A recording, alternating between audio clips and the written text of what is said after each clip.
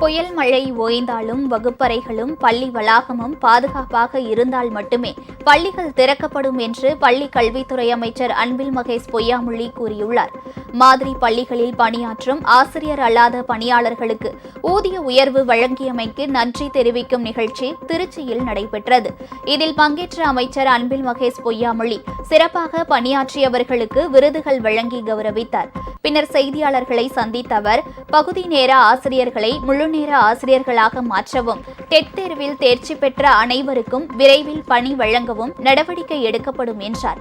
வெள்ள பாதிப்பு இன்றி பாதுகாப்பான சூழலை உறுதி செய்த பிறகே பள்ளிகள் திறக்கப்படும் என்றும் அவர் தெரிவித்தார்.